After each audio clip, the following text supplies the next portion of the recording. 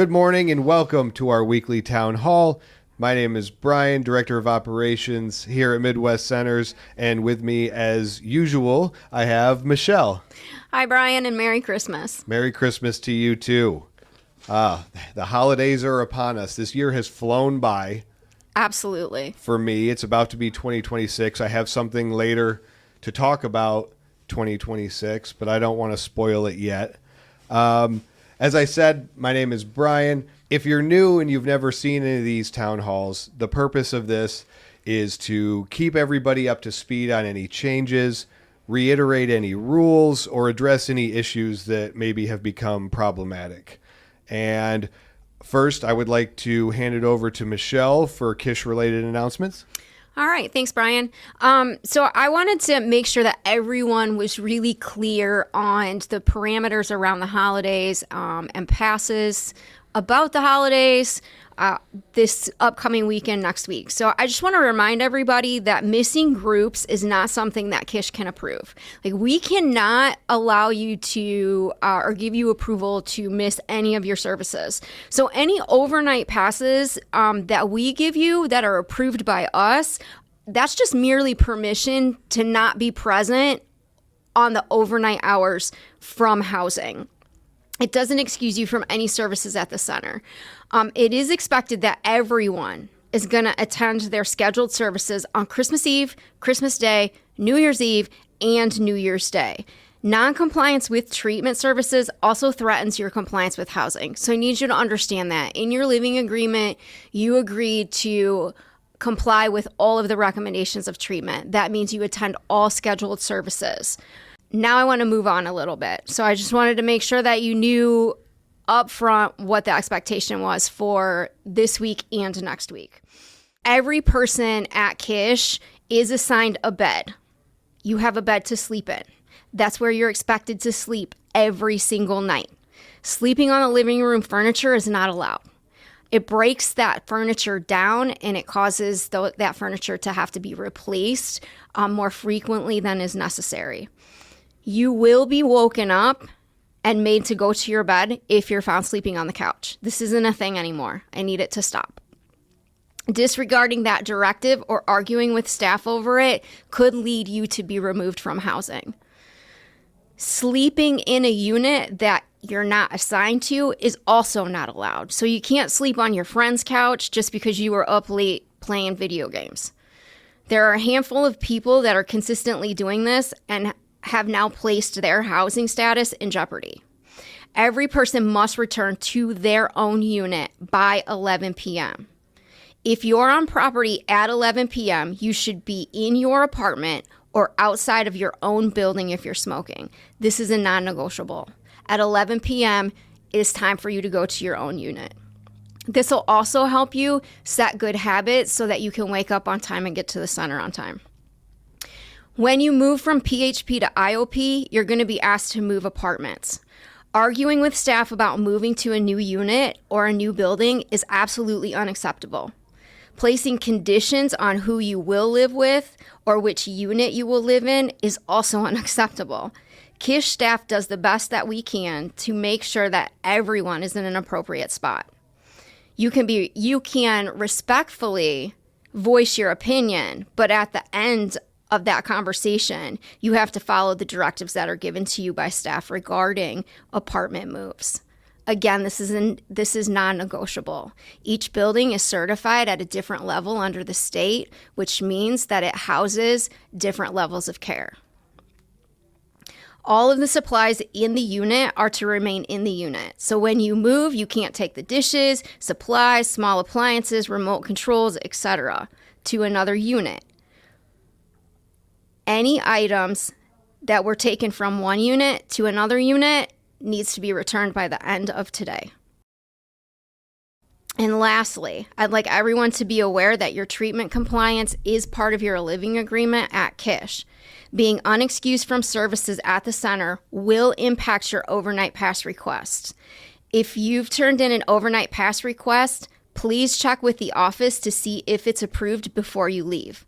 Non-compliance with cleanliness of your unit, treatment attendance, meeting attendance, or service hours all impact whether those requests will be approved. Learning to follow directions is one of the greatest lessons of sustained recovery, especially learning to follow the directives that you don't necessarily agree with but are necessary. This will all help you grow in resilience and character. So I need everyone to start living up to the living agreement that you signed when you entered Kish. Thank you, Michelle. And to jump in and piggyback off of the holiday season and where the treatment center stands on groups, please note that group attendance is mandatory.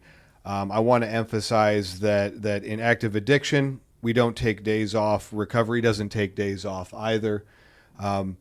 Staff, myself included, will be on hand on the holidays. And while the holidays can be a very joyful time, they can also bring added stress, loneliness, triggers that can make recovery more challenging. Staying connected to your recovery during the holidays is vitally important because it helps you protect the progress that you've worked so hard to build. And it reminds us all that our well-being comes first. We don't get to choose who we're related to, but in recovery, we do get to choose our family. Your recovery family, whether it's your peers, your sponsors, group members, supportive staff, both at the center and at Kish, they all play a vital role in offering understanding, accountability, and a safe place to be honest about what you're feeling. Leaning on them for check-ins, encouragement, sharing traditions can help navigate difficult moments, right? And remind us that we don't have to face the holidays alone. If you are struggling this season, if you are struggling with the fact that you must attend groups this holiday season, I know that I speak for myself and Michelle both, that when I say that housing and us here at the treatment center are here for you.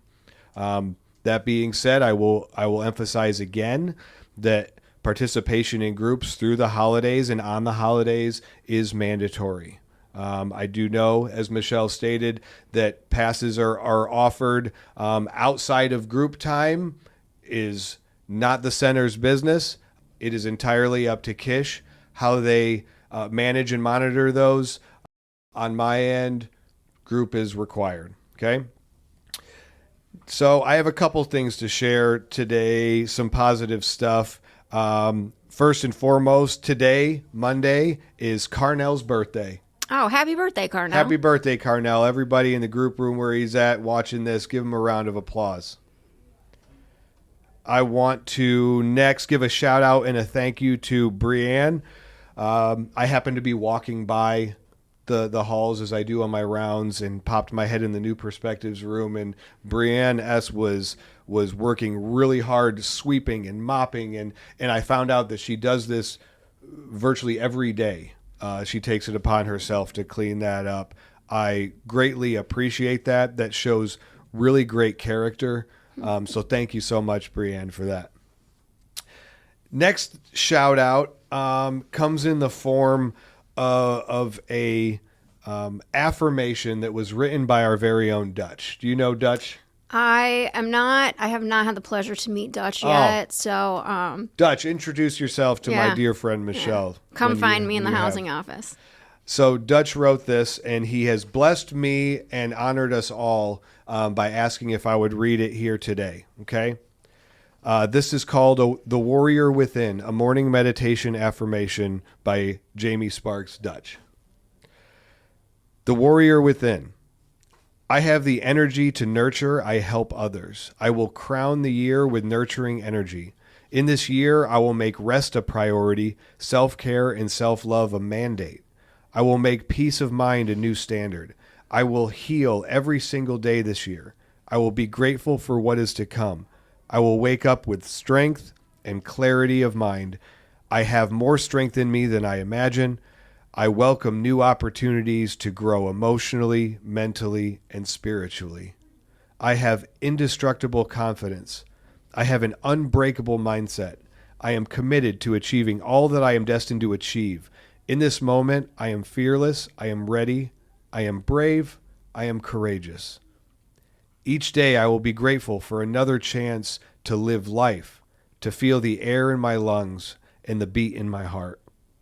I will remind myself of the ways in which I have grown and the things I have overcome. I will become who I need to be. I will embrace the power that I have now. All I have is all I need to continue on my journey. I am loved. I am necessary.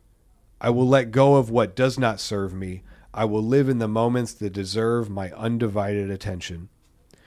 One at a time, I will conquer, leave my fears and my negative thoughts behind. I will remain focused. I will know my strengths. I will know my potential. I will know my compassion. I will know what I value. My ability to grow is endless. I am resilient. I am radiant. I am growing. I am continually changing for the better. Today, I am in charge. I am in charge of my thoughts and actions as well as my reactions to other people. All I have is all I need to continue on my journey. I am loved. I am necessary. I will let go of what does not serve me. I will live in the moments that deserve my undivided attention, one at a time. I will conquer and leave my fears and negative thoughts behind. I will remain focused. I will know my potential. I will know my strengths. I will know compassion. I will know what I value, and my ability to grow is endless. I am resilient. I am radiant. I am growing. I am changing for the better. I did not come this far to only come this far. I am a warrior. I own my own thoughts. I own my own day. That's beautiful. I love this. Thank you for this, Dutch. And thanks for sharing it with all of us. And then finally, my own little bit of morning motivation, weekly motivation. Usually it comes in the form of a story or a fable. It doesn't today. Today it comes in the form of a poem that I found that I really, really liked. And with it coming close to a close of the 2025 calendar year, I thought it was appropriate. So maybe I'll get it together in 2026. Maybe this year I'll finally be fixed. Maybe that list of resolutions will last longer than 2 weeks, and in 1 year I'll stand here and I'll be complete. I'll have the body I want, the money I want, the people I want, and then in 2027 I can stop wanting and I'll be happy. But what if I want to be happy now? What if I don't want to wait a year? What if I want to be happy right here in this moment? Where are the resolutions to appreciate all of this? Where are the lists, the planning, the thinking that show me how to appreciate the birds that are just over there singing, or the sun where it sets? Where are the resolutions for me to appreciate the people I've already met, the money I've already made? Happiness isn't contingent on change. See, I have this theory. If you start by being happy, everything else will improve. You don't go to the grocery store hungry, you'll buy the wrong food. Don't do things to be happy, you'll make the wrong move. Start by being happy, you'll have better choices. To choose to be happy with what you don't have, be grateful for what you do, and enjoy the moments that are already surrounding you. This is my conclusion, and I think that it's a pretty good New Year's resolution. And as always, have a happy, safe, and sober week. Thank you.